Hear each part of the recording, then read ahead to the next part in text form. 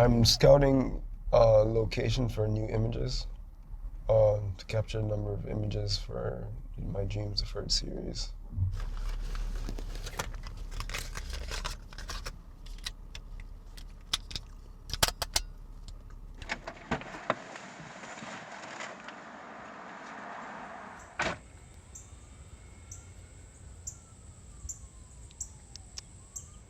I'm currently a New Yorker, and I think we try to make home based on what feels most familiar. There's pockets all around the city that really shapes who you are. Me finding those pockets really helped me to understand who I am as a Jamaican. A lot of these gardens I capture in the Dreams Deferred works are very much manicured city gardens in the city and think about city life. And so I'm using that as a catalyst for the memory of what I had when I was young. Jamaica is a very lush land. For the Dreams Deferred series, I'm painting over photographs that I capture directly with oil sticks to get this luscious texture of the floral elements, to really think about what these flowers are and the pigments, and think about the history of pigments and where those pigments are coming from that could, be emulated onto the surface of the works.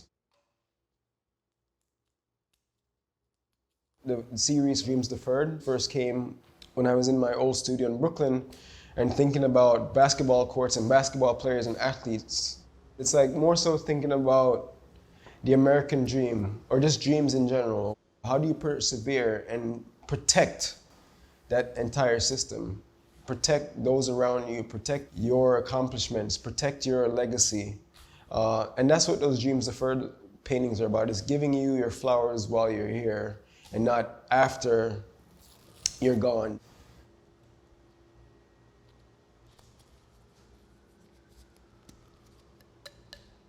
It's like when you reach a certain stage and you're like, this is it, this is what's missing.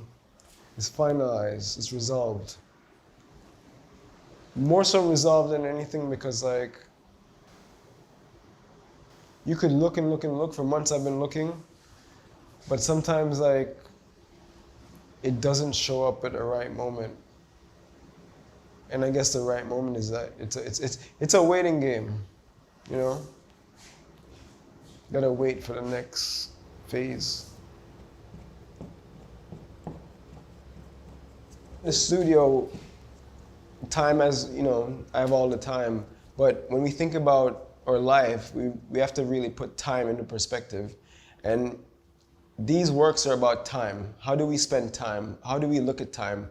Flowers and the Dreams Deferred are about memento moris and how we think about the plants fading over the seasons, in the same way that we look at the sunset and the sunrise and how it fades over time, And so this presentation at Timothy Taylor is putting that into perspective and looking at the time of both works, but also just thinking about our presence of who we are.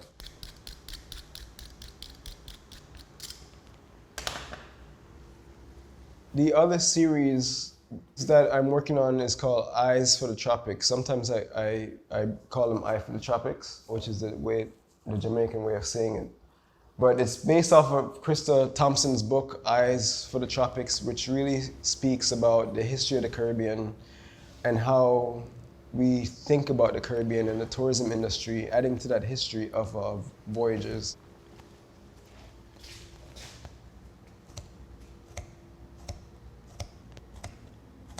With the way how I pick these works, which I call Picotage, which is a French textile printmaking technique, which is made up of block printing.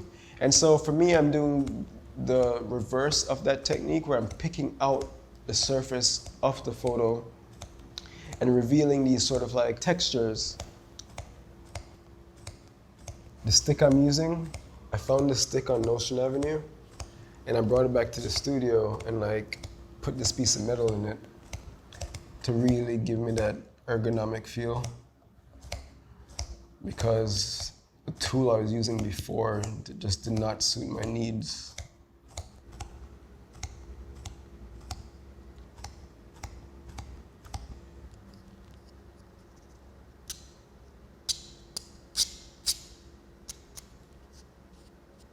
the picking comes from this idea of scarification and disguising information.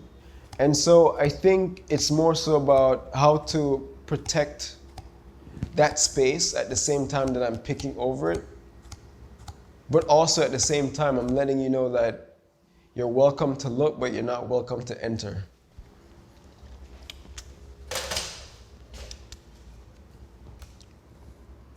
And I think that's what I get from, Krista's book that sort of like speaks about the Caribbean is like, how do you look and protect that space? And I guess that's what I'm trying to tap into, is the protection of those spaces.